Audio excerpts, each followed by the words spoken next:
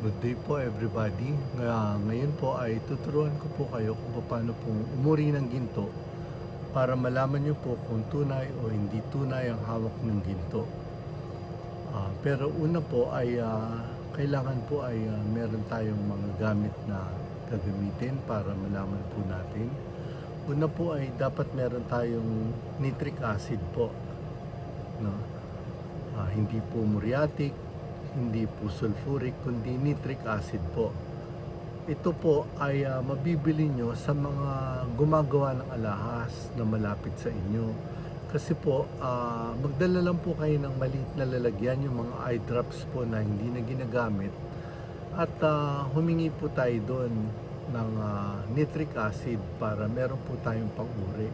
Kasi kung bibili po tayo, maramihan po ang bili nito, mga 250 ml. Konting-konti lang po yung gagamitin natin. Kaya, magdala na lang po tayo ng ganitong eye drops, lalagyan ng eye drops, at humingi na lang po tayo doon at magbigay na lang po tayo kahit magkano dun sa platero na magbibigay sa atin ng nitric acid. No? Tapos po, kailangan po meron po tayong batong ganito, yung kulay itim na bato. Dahil dito po natin ikikiskis yung gold. Ito po, ordinaryong bato lang po to, yung kagaya po ng nakikita niyo sa mga garden o sa mga fish pond na ordinaryong black stone lang po to. Tapos kailangan po may specimen din tayo. Dito po, gagamit po tayo ng tatlong specimen. Ito pong gold ring na 18 karat.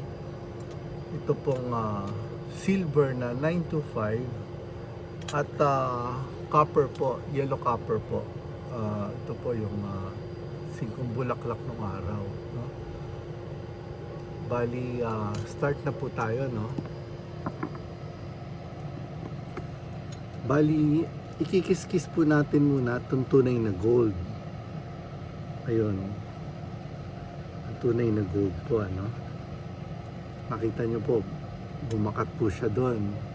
Susunod naman po ay itong silver, 925 na silver. Ang susunod naman po ay itong yellow copper. Yan.